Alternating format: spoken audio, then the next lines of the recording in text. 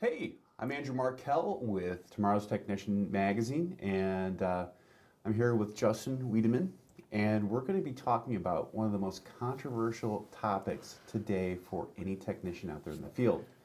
We're talking about connectors, crimping, splicing, anything electrical that you're going to need to repair anything from a trailer on the back of a car or an ECM. And we're going to cover this topic in a way to get you to think about what you're doing when you're putting a connector in, you're splicing, and sort of the do's and don'ts of the proper way to do this. There are a lot of right ways to put in an electrical connector, but there's a lot of wrong ways as well. And we kind of just want to guide you guys through that and, give you some tips and tricks that we've picked up along the way. Like I said, it's nice as a new tech in the industry, there's so much to filter through. So it's the important part is getting good information and bad information and figuring out what you want to use. And just as a reminder, we're going to have chat questions if you're on YouTube right now, or send them to the Facebook page. We'll also be observing those. Just submit them anytime, and we'll get to them hopefully very quickly, but we're going to reserve sort of like the last 20 minutes for your questions in this event. So it's going to be interactive, and just remember to ask your questions. So, my understanding, and I was always told this by my teachers and also theory, is that with any electrical connection, the electrons or the electromotive force doesn't travel inside the wire itself, it travels on the surface of the copper. So how does that change with a connector or a splice or soldering? So it's, and what Andrew said, if you look at the wire like it's a tunnel, there's the electrical is traveling around the outside between the outside of the copper and the insulation. So with a good splice, it's all about, it's all contact. You want as much contact as possible, but like I said, you want it to be good and sturdy. If you have just a multi-strand wire where there's only a couple strands touching, well, that's the only path the electrons have to travel through. So the more contact and more surface area that's touching, the better flow the wire is going to have essentially. Because electricity takes the path of least resistance. So it's going to go wherever it can go easiest. And if you don't have a lot of paths, then you'll get some heat in the wire. So let's kind of take this with the connectors, the capping. First of all, let's roll some footage that we filmed last week in the garage, and let's look at the crimp splice footage that we put together. So what type of connector is this, Justin? So this is a crimp style connector, and this is what you see. These are really, really common. Now, in the automotive industry, you'll see a lot of these people have used for quote unquote permanent repairs. These are not a permanent, this is not a permanent repair. This is a temporary solution so you can come back and solder the wire later. But you can do these really easy at home. Like I said, you see them in a lot of different applications. So they make them in multiple sizes, and they're usually always insulated. So with these, it's kind of just a temporary repair on the road. Maybe keep a few of these in your toolbox in your truck or your car. But is there the next level for these in terms of the connectivity and just making sure you're doing a repair that can be used with solder stuff? So I like to use like I said, as a field repair. If you have, like I said, if you have a broken, you lose your trailer lights or some a tack wire or coil power. It's, this is a temporary solution. Like Andrew said, you can have these in the glove box of your truck with a set of cheap crimpers and get it done on the side of the road. Now, the way I like to do these is I like to strip both sides of the wire about the same equal distance, and then touch the wires together, braid them together, and then crimp them on the outside. And you're going to want to crimp it on each side versus crimping in the center to get a good, like I said, a good strong connection. And then if you have time, like I said, if you're in the shop or you're doing a temporary repair, some shrink wrap also works really good on these because the ends are still open. So you're still susceptible to corrosion and other things if you don't seal this properly. Let's go back to that clip that we had with, I think at the end of it, we also show the heat shrink tubing.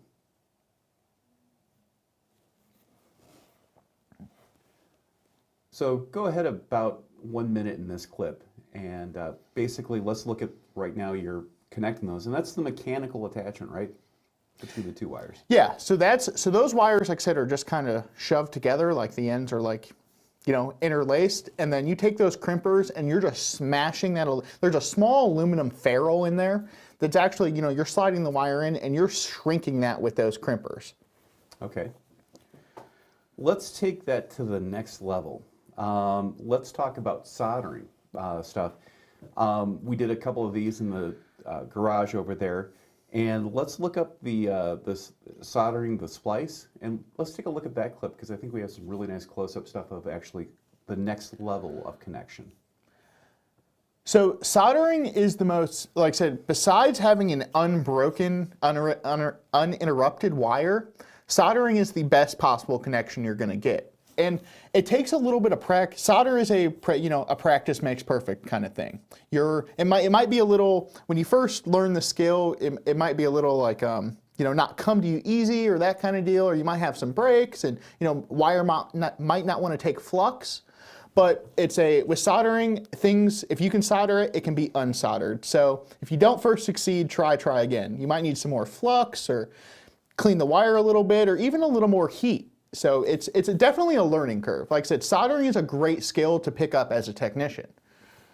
So with preparing the solder itself, what is required? I mean, you brought up the point of interlacing the wires. What does a technician need to do when they're splicing those two wires together? So when I have a broken wire and I like to repair it, the first thing I like to do is strip back about the same amount of surface. Between, you know, depending on what you're repairing and how much wire, it always varies. The larger the wire you're going to have, the larger the wire, the more you're going to want to strip it back. So I like to strip it back, you know, between 1/4 and 1/2 inch. Then I like to clean it with a clean wire brush, preferably brass or stainless steel. Then you just need to flux the snot out of it. So, you know, the more with flux and wire, you're gonna, like I said, flux is gonna do one or two things for you. A, it's gonna prep the surface, but B, it's gonna kind of contain the heat a little bit and allow the wire to take solder a little better. Essentially, when you put solder to, there's also pre-tinning. Some guys that like to do butt solder, so you put the wires next to each other, like to pre-tin each wire. If you're lacing the wires, there's no really room for pre-tinning, so you're gonna just use some extra flux in that, you know, scenario. Lace the wires together, take your soldering iron, lay it on the wires, and then just, you know, you're adding heat to the wire. You're gonna wanna take it to where, like I said, the flux is just kind of starting to melt off, and then you're gonna feed in your material. Also, like I said, with soldering, it's also important that, you know, the smaller your solder, between what kind of solder you're using, there's different gauges. And, you know, there's some that have, there's resin core, there's non-resin core, there's silver solder. It's you know, electrical repair has a big, there's right and wrong tools for the job, just like any job as a tech, you know. There's some things that are gonna work better for other repairs. So with small solder, it's gonna melt fast. It's gonna melt fast and it's gonna flow fast. So with small solder, if you had like a small repair connection like this one, this is a great example. You'd use a smaller size solder like that. And as you were heating that, like I said, you're just gonna feed the solder in, and it's gonna replace where the flux was on the wire. So, and then you're gonna let it cool down, and like I said, once it's soldered, it shouldn't come apart. Like you know, there's guys that have a soldering skill that are good enough to where you could almost hang on some of these. So the next question that I have for you is, what about some of these new solder connections that self-seal? So it's both heat shrink tubing and solder in the same way. And just to sort of highlight this while you're explaining it, let's pull up the clip. It's number 7, self-solder connector.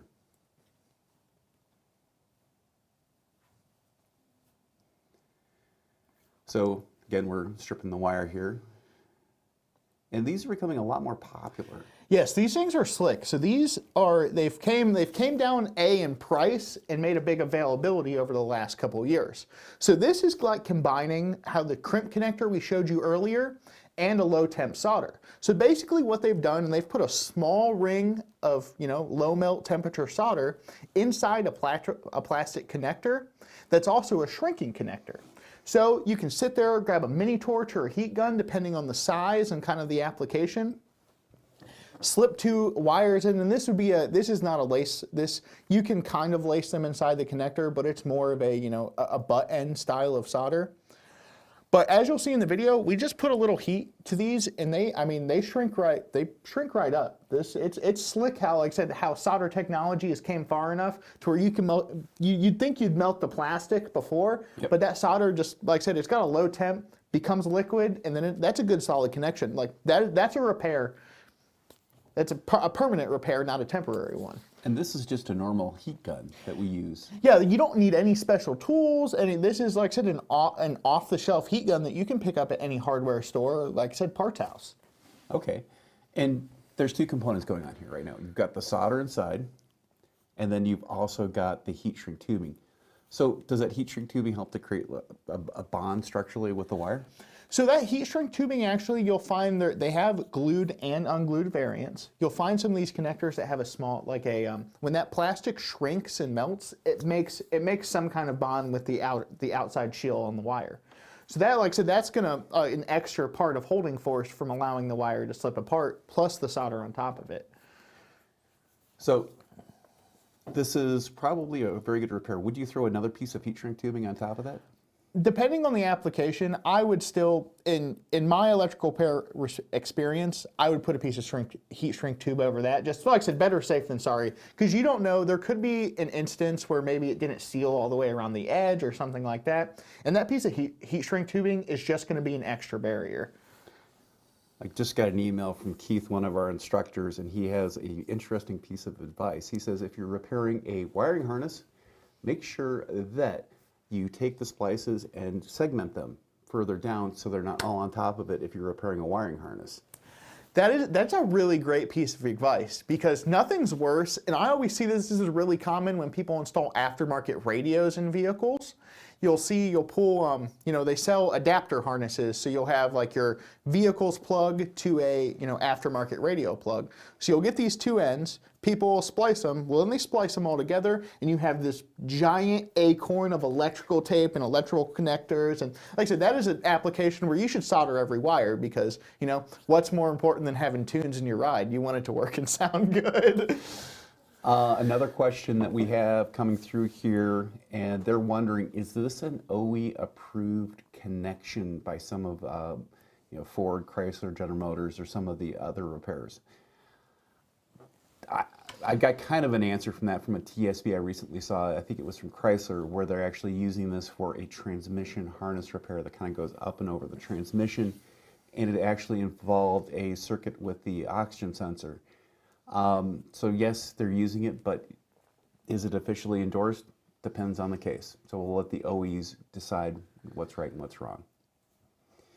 So I guess this brings up another comment. Corrosion. How do you keep corrosion out of a splice?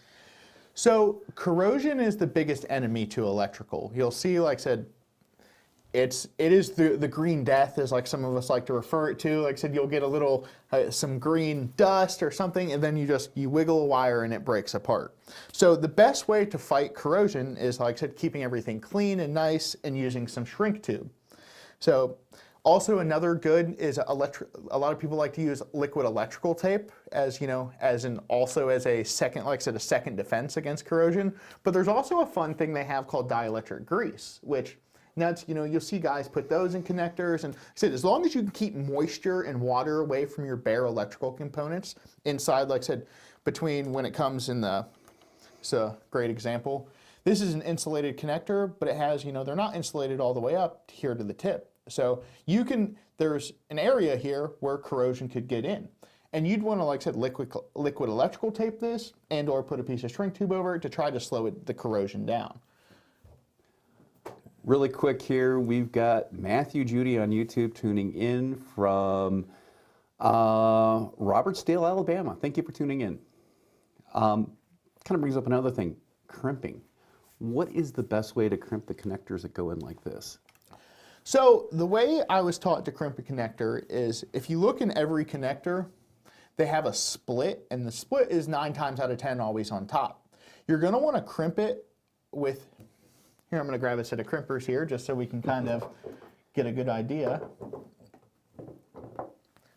So if you look at a set of crimpers, they have like a male and a female side.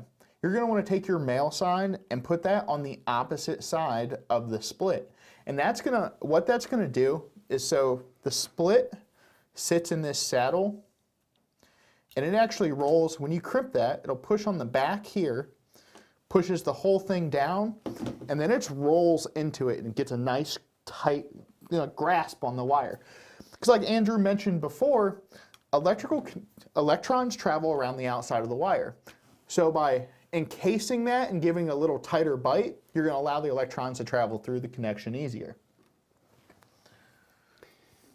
So we've moved on to the splice. We're able to repair our wiring harness. We know how to make it a long-lasting splice that's both mechanically and electrically secure. So the next step, I guess the question is connectors. Where do you install a connector on a vehicle, and when is it appropriate to use a connector? So you see a lot of, like I said, you see a lot of connectors. Whether you need one for an ABS plug, an oxygen sensor. Like I said, everything uses an electrical connector. Nothing's really hardwired in an automotive electrical system. You don't have wires directly soldered to your ECM. You have plugs on the end. Now there's a couple different options. You have OE connectors like the Weather Pack or the Metri Pack, or you can go to Deutsch. Okay. So Deutsch is a really, really common another OE connector, and you see a lot of these in aftermarket applications. So these, if you're wiring in an oil pressure sensor or something, like I said, any automotive accessory, and or like I said, if you need to add one into the harness to replace one, you have these. This is a great option. So with installing one of these connectors, let's say you're working on a custom vehicle, is it appropriate to install this on an ignition box? And how should you pick out the gauge and diameter for the wire for a connector? So these have a range, they go from like 22 gauge to, I believe these are from 20 to 24 or 26, and there's different ranges that these connectors like. And they have each wire is sized appropriately, and the pins are sized appropriately. Like I said, you don't want to put a really small wire inside a large Deutsch connector, or it's not going to grasp the wire good. You're not going to get good contact. You'll create heat through the connection because it's hard to travel. There's not a lot of surface area touch on touch between the wire and the connector end.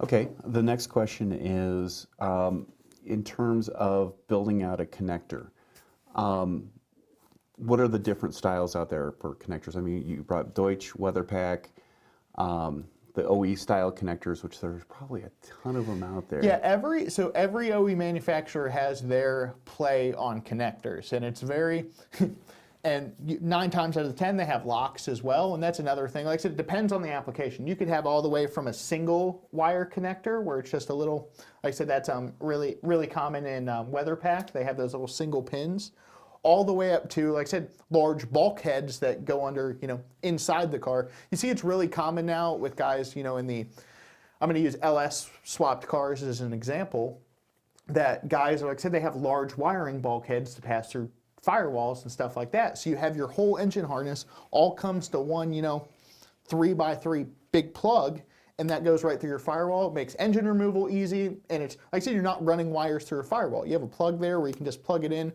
tighten the thing up, and you're good to go. So let's give an example here. Let's say you're wiring in an oxygen sensor, a 4-wire oxygen sensor using a, let's say, Deutsch connector here. Kind of walk us through the process, and while you're kind of walking us through, let's get some commentary on one of the videos that we shot earlier called Deutsch Connector, coming up on the video that will, actually a great piece of video. Yeah, Deutsch connectors are one of my favorite connectors that have, like I said, came to light, and like I said, they became readily available. It used to be kind of more of a European-focused thing, and they've made their way across, and they're, like I said, they're really great.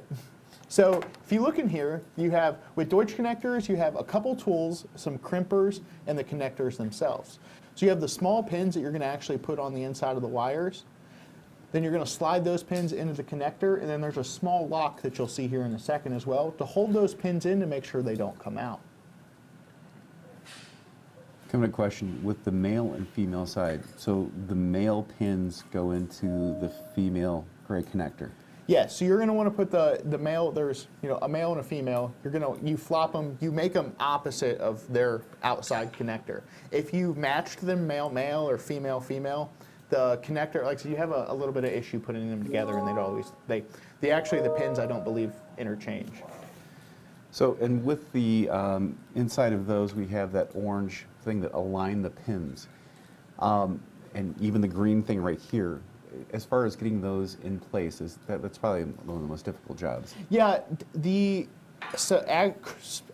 splicing the wire and crimping the end on is the easiest part of it. Really, the lock is the worst part, and it takes a little bit of finagling is the word. You have to mess with it a lot to, get it to seat properly. But like I said, if it's not seating or not working correctly, I like to take the connector all the way back apart. Okay. And then just start from, it could be something as simple as a small, the connector could not be perfect. The wire there's two holds on the back. I don't know if you can see that in the, you have the initial crimp, and then you have a secondary crimp that goes around the back that like holds the wire in the connector. It's like I said, a little bit of extra holding force.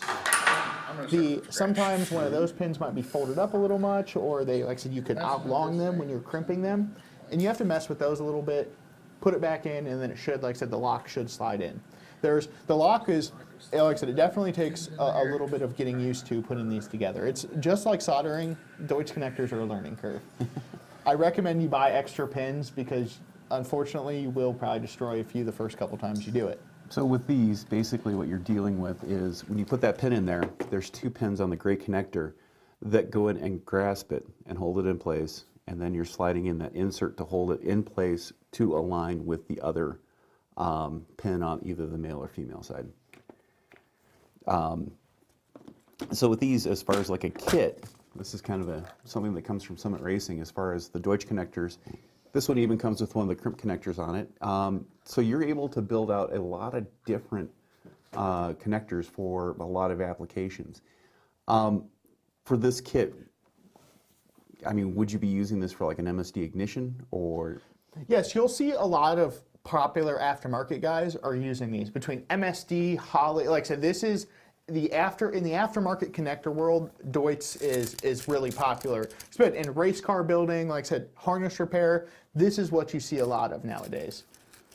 So, in terms of keeping the connection clean, how easy is it to do you feel safe with placing this as far as a connector for a trailer? Oh, yeah, if you have a Deutsch connector where you have, like I said, if you had common trailer wire, like I said, 4 wide is really common trailer wiring, I would not hesitate to use this at all. This stuff is, like I said, it's stellar. And in terms of, this is relatively low cost compared to, let's say having to cut and splice. Let's say you're dealing with an engine type sensor on the side for a race car that you may have to service in the middle of a race. This definitely saves you a ton of time. Yeah, I recommend if you buy them individually, it racks up the price. But with a kit like this, does it not only cover, like I said, a lot of applications between, the 2-wire, 3-wire, 4, up to, I think some of those kits go up to 4-wire. That gives you a lot of options. You get a ton of pins and connectors, and you could set your whole harness up with this. And if you have all the same connectors, it's nice. Like I said, you don't want to have 15 different types of connectors on your your hot rod or your race car or anything like that. If you get down to one style and brand of connector, it cuts down on parts you have to keep around, which is always nice. So I guess we'll move on to our next connector, which is the weather pack connector. Ooh, my favorite. My favorite too. This was originally made by General Motors. I think they also called it the Delphi connector later on. Let's walk through the build of one of these. It's kind of interesting here. You are stripping the wires. Yeah, these were, like Andrew had said, these were GM. This is GM's go-to. They still use these today. So before Deutsch had got popular like it did, WeatherPack was the move. So you saw a lot of these, and like I said, in race car applications and stuff like that. So you'd see these, guys would use these on all sorts of stuff. And these are, everything is kind of self-contained. The locking clip is actually attached to the back of the body.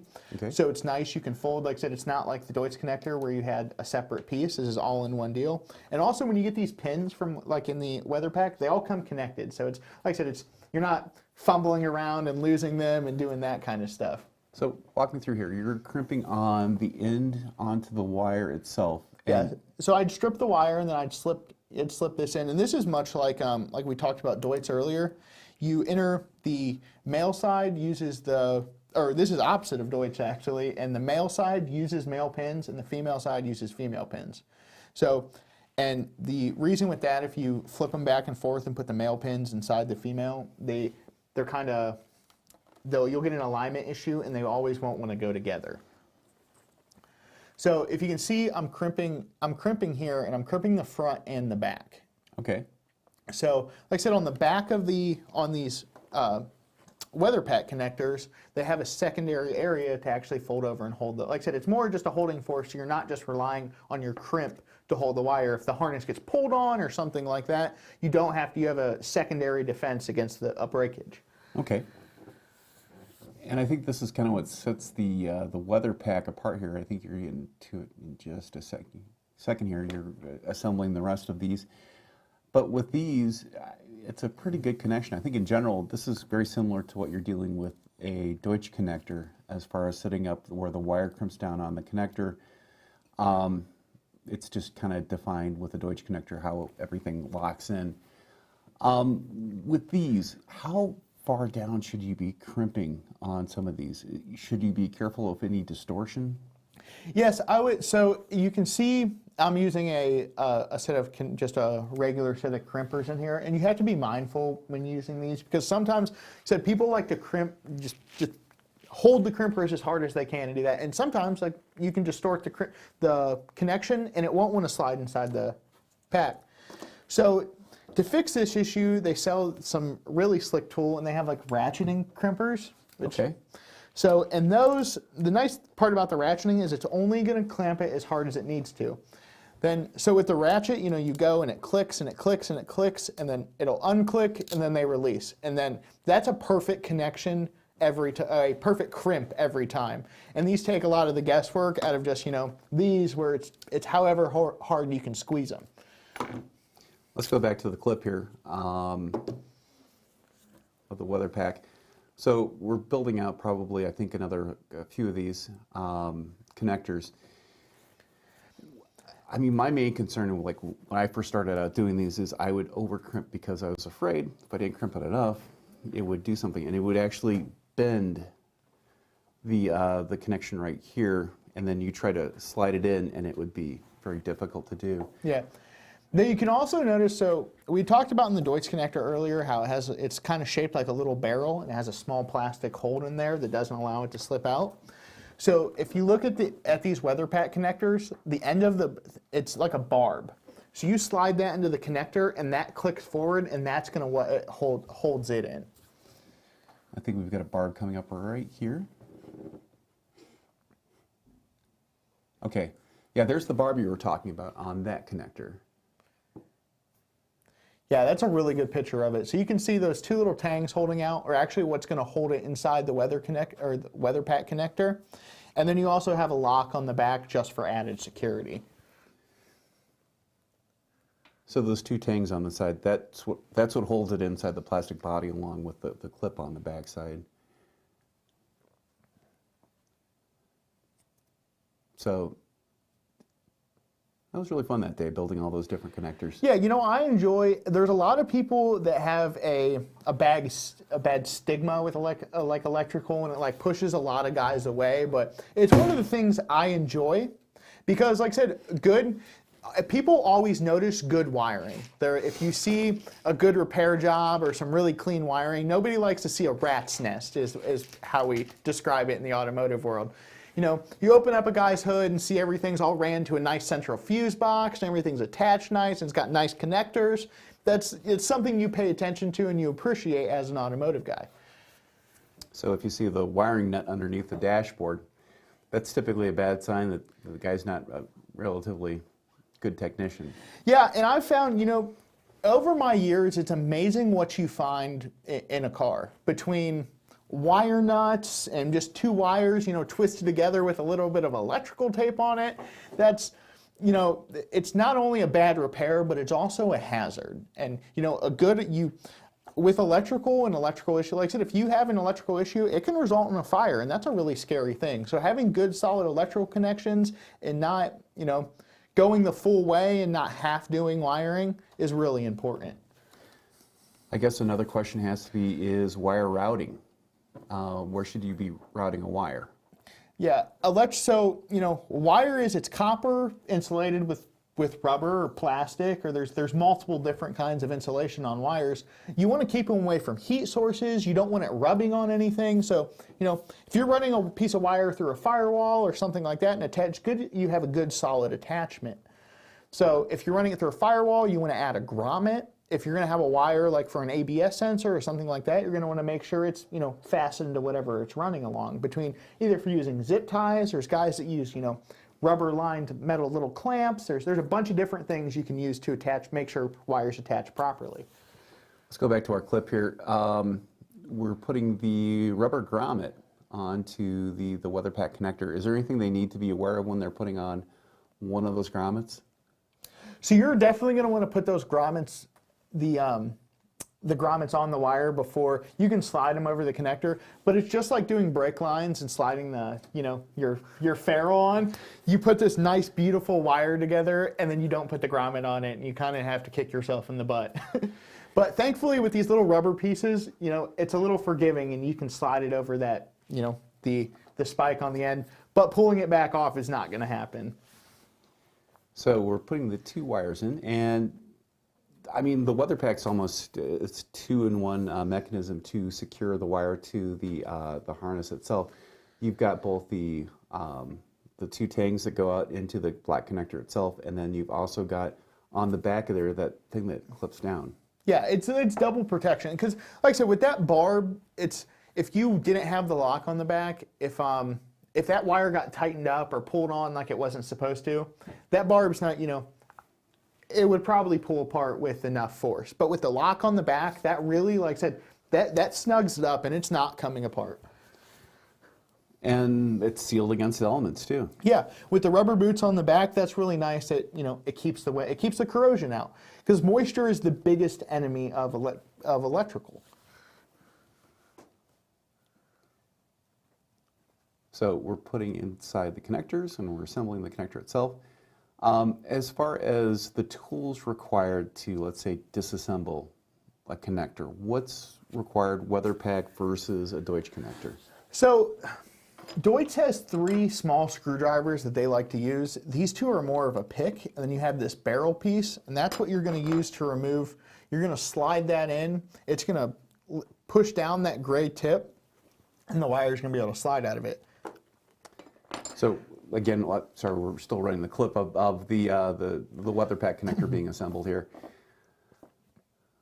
So you can see I'm using one of the actual Deutsch picks right there to push the rubber in the back of the weather pack. So, with electrical tools, a lot of things, you have a dedicated set, and you can use those for a lot of electrical repairs. Like, these tools are not Deutsch specific. Okay. So with the weather pack tool, this is kind of the go-to and what everybody likes. You have a hollow pin here and a couple pins, a flat blade screwdriver, because you never know when you're going to need that, a pin separator, and like I said, just kind of some picks.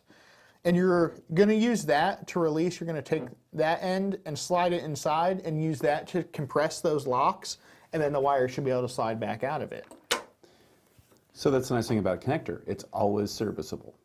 Yeah, that's the nice part about over a solder or a crimp connection or something like that, is this, you can take it apart and repair it. So say this plug gets melted, or you're going to add an extra wire to this circuit. Well, you just need to unpin it, and then you can add, like I said, add your 4th wire, and then you can add a slide these same pins inside a 4-wide Deutsch connector. And that's, oh, sorry, Andrew. go. Oh, and that's the cool part about these connectors between Deutsch and WeatherPack and the MetroPack is this stuff is available at local parts houses. So you're out on the road, you melt a connector, have a connector break. If you can get to somewhere that, like I said, sells auto parts, they're going to have this stuff. This is OE grade stuff. Like this is something, like I said, original equipment manufacturers use. I think you bring up the OE grade stuff. I think I took this off of a Ford F-150, and it's a connector, very expensive. But the ones that are serviceable inside of these pins, as long as you have the special tools to pull apart the connector, take out the locks, you can repair this. I mean, with a set of wire crimpers, and you can make sure that you have the correct connection on the vehicle. So, and I mean, you can't find these at an OE, a Ford dealership. But if you're able to service the connectors inside by popping them out, changing them out, and making sure that they work properly, I mean, you've just created a great repair opportunity for yourself. I guess the other question is servicing these down the road with these connectors themselves. Is there anything that a technician should understand about where they put a connector? Should there be one in the bulkhead? Should there be one in near the wheel well? Should they avoid putting it underneath the vehicle? So with these connectors, like I said, with WeatherPack and Deutsch, MetroPack, these are, like I said, it's a sealed connector, so they can experience the elements. Now, what you're going to want to kind of try to keep it away from, like I said, is heat, like your exhaust and stuff like that. And also, like I would try to keep it out of direct elemental contact. So if you have like, if you, under the vehicle where your wheel is throwing water, I wouldn't put it in the top of your wheel well or somewhere, it's kind of using common sense in that aspect of, you don't want this thing to spend its life underwater or do that kind of stuff. So keeping it, they're meant to keep so much out, but if you're submerging this connector and doing that kind of stuff, moisture is going to creep it. You won't beat water. But like Andrew had said, it's nice that they're serviceable. So, this thing gets kind of green or crusty or you smash the connector, you just unpin it, put a new connector together, and you're good to go. Question from one of our instructors out there. He is wondering, as far as across a connector itself, what's an acceptable amount of voltage drop? I guess it comes down to what the circuit is, if it's 12 volts or 5 volts. Yeah, so that's a kind of an open-ended question in the aspect of, circuits are all different. If you have a small little wire like, a 22 gauge or a 26 gauge, and it's only got, 10, 12 volts running through it, and you have a 1-2 volt drop, that might be might be enough to affect the sensor or whatever it's connected to. That's the other thing, is it's also very sensor dependent.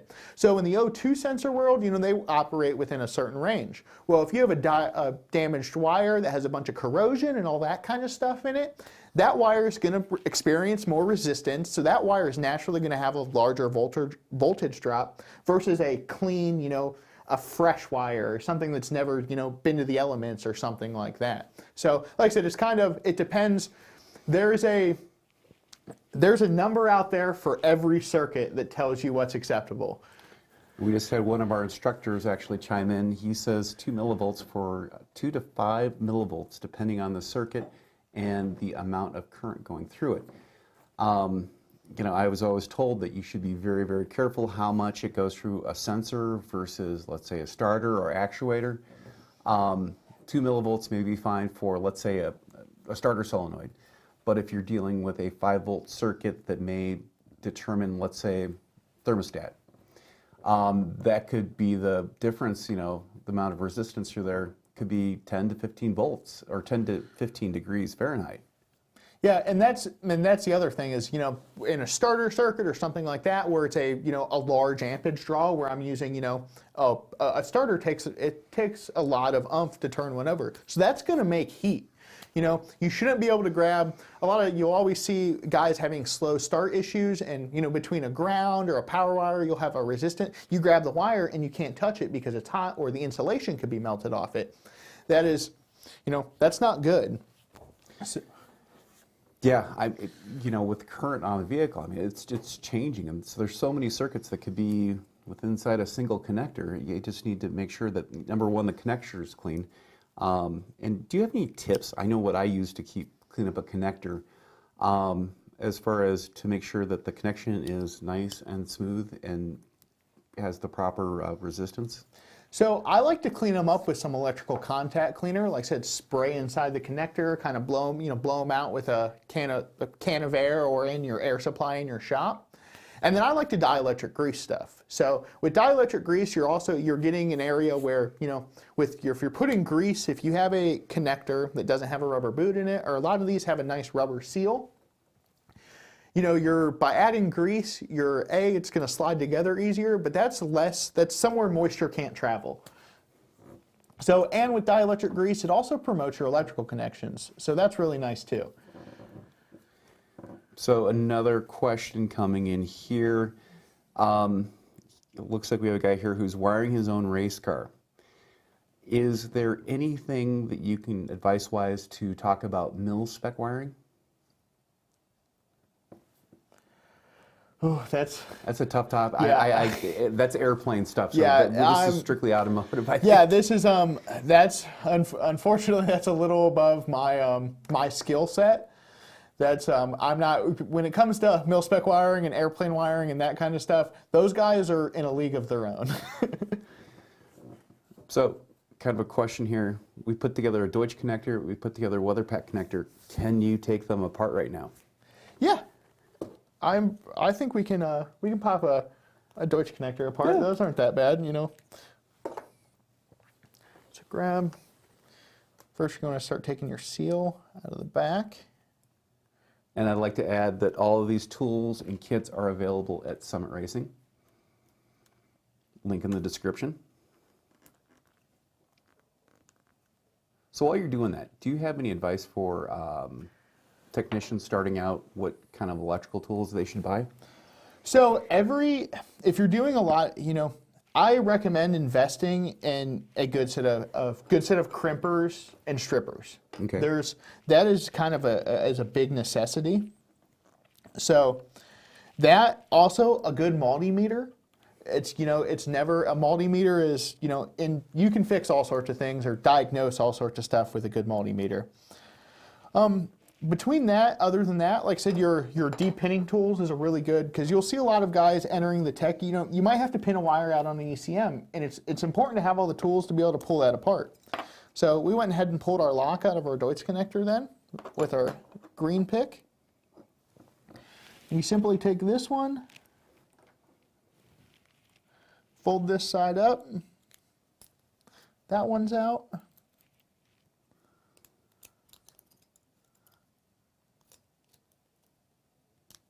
This side's out.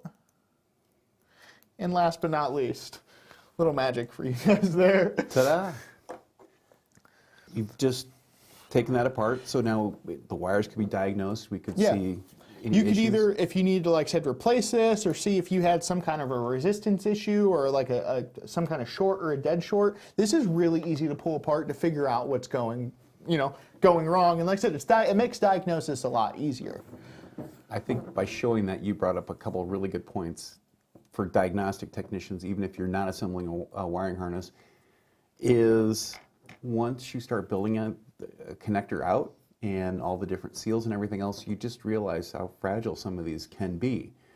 So using a back probe to figure out if something's going through a connector, you start to realize that, hey, I could be pushing that connector out. I could be damaging the inside of here. But there are special tools for that. And then also, if you are using some of these pins, just make sure you get it. I like to get them on the side of the wire, and just make sure that I do not damage any of the pins inside, or I get too aggressive with it. But I think another way with some of the weather packs is going in through the side, and you've got a little bit of a shovel itself, where you can push into the back of the WeatherPack connector itself. Kind of an old school tool. I know OTC might have these still available.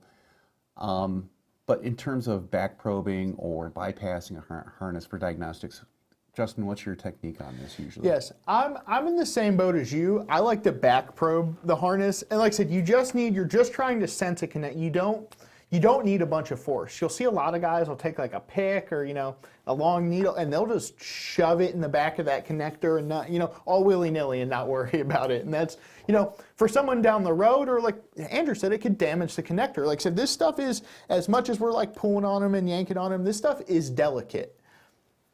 So I like to back probe all the way through the back of the connector. You just kind of slip it in beside the rubber seal. Like I said, they make nice big long needles to slide it in the back.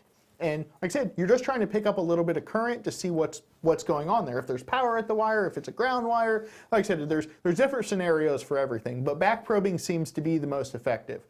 The one thing you don't want to do is shove. You'll see guys, they have like these kind of clamp deal that has a little screw and a needle, and you put it over a wire and you screw it down. I'm not a big fan of those, and the reason of that is because you've just broke the casing on the wire, and now you have an area for corrosion to get in. And that's, you'll see a little pin in a harness somewhere, and you'll be like, oh, that's not a big deal. Well, if you would strip that thing back, there's green inside that, corrosion inside that wire, 6 inches now. Or like I said, you're opening up a place for moisture to get in and give you some electrical issues, which is, like I said, moisture is the enemy of electrical. I've seen a lot of guys use electrical tape to cover up those little, I like to call them bite marks almost, with those. And, there is liquid electrical tape that you can use to cover up those little marks in the back. But yeah, you're damaging the expensive sheath on that wiring, and there's no way to kind of return it back to normal.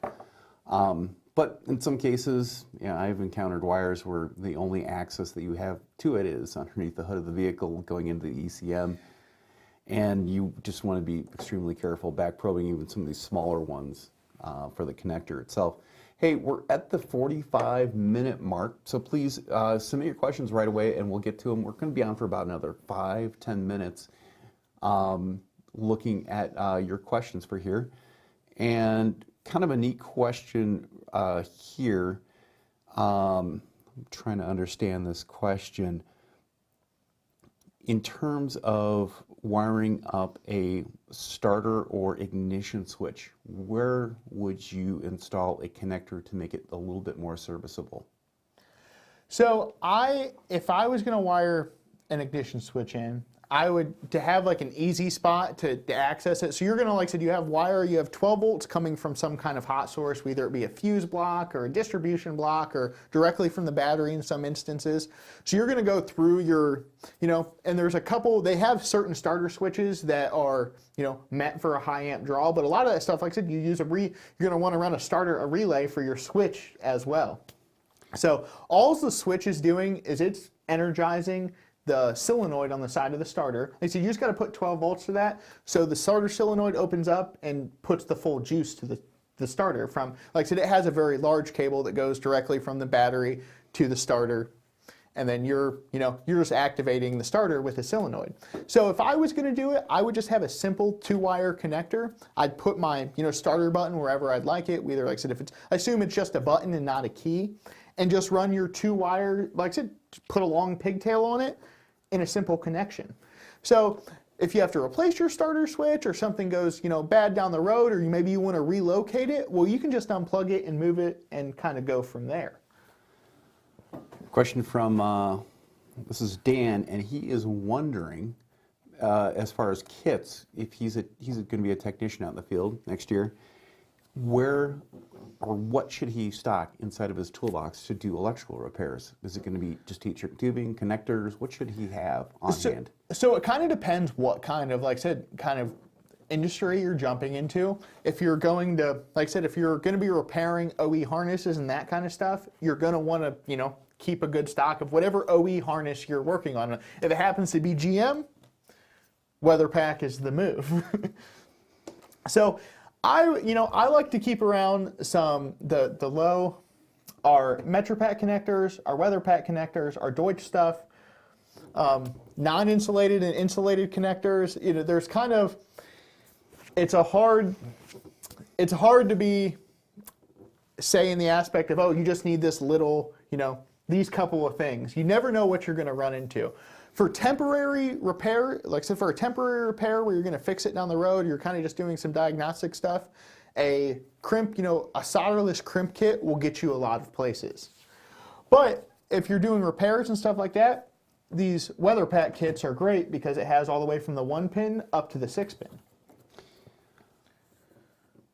Great answer. Okay, another question coming in for, this looks like it comes out of a school and from an instructor. I think I know this guy.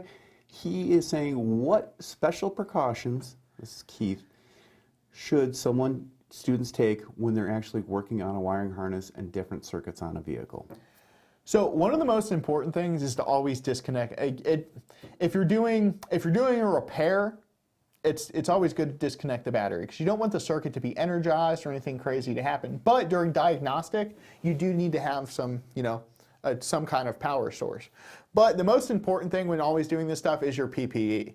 So between wearing safety glasses and that kind of stuff, you don't want to get, you're crimping and doing kinds of things, cutting pieces of wire off. You don't want to get anything in your eyes. You only ever get one set. So, protecting yourself and doing that kind of stuff is the most important. And if you're working with any chemicals like contact cleaner or, dielectric grease and that kind of stuff, or using the torch, like you're going to maybe want to wear a set of gloves or, keep that. You don't want to get that stuff on your skin because, like I said, contact cleaner and dielectric grease, that stuff it's not meant for humans. So. Another question from James. He has a question about soldering on the vehicle. Any tips or suggestions as far as what he should use, what type of solder, or what other things he should do to prepare the wire and the solder itself? So if you're not using brand new wires and you're fixing a connection on a vehicle, a lot of times that stuff is dirty or that's, it has maybe a little corrosion or something going on. You're going to want to clean those wires really well. So like I said, I like to use a brand new stainless steel brush or a brass brush just to knock any dirt, any of that stuff off the case of the wiring. But a lot of automotive wiring, you see a lot of guys using a small gauge rosin core, which that helps a lot versus, like I said, once you put some flux or rosin on the wire, that'll help. Like I said, that helps the solder go where it needs to go. So with a rosin cored wire, that even just promotes that a little more. But I like to use low temperature solder in doing a lot of automotive repair though, because it has, like I said, it has a low melting point. So I'm not sitting there with the torch or the soldering iron putting a bunch of heat in it. I do what I need to do and I'm back out of it. You don't want to melt the casing off the wire. You don't want to get it that hot. Another question along the same lines. We got this one from Facebook, and he was wondering, when soldering or connecting one of these and you're crimping it, is it a good idea to then go in with some solder and clean up the joint a little bit more, or is that just overkill? So in my personal opinion, that's overkill, but a lot of guys go that, if you want a for sure connection, solder is the way. Like I said, but they do a really good job in the way that connector is designed and the way it crimps, that it has a really good holding force on there. So in my personal opinion, I don't think you need to solder it if you're confident in your crimp. So one more question here, as far as the quality of the wire itself. We've got a person who's wiring a vehicle. Is there anything he should be looking for as far as what type of wire and what type of quality wire should he use? So there is quality differences in wiring, and wires are rated in different ways. It's I'm trying to think of the actual rating system. I believe it starts with AWW or something. Like I said, I'm not brushed up on the current wire rating system. My apologies. But they have aluminum wire, they have copper wire, multi-strand fine copper wire of a reputable brand. So Summit sells their own private label wire, and it's premium. Like I said, I'd wire a whole vehicle with it. It's good quality wire. The stuff it flexes and bends nice. It comes in 20 to 25 foot rolls, and they even have larger, which is nice. So in all sorts of different colors, and like I said, it's fun. That's the other thing, is when you're building a harness, you want to have a large variety of wire between colors, different tracers on them, because you don't want to wire everything in, say, orange, because then you go to diagnose an electrical problem and it gets a little crazy.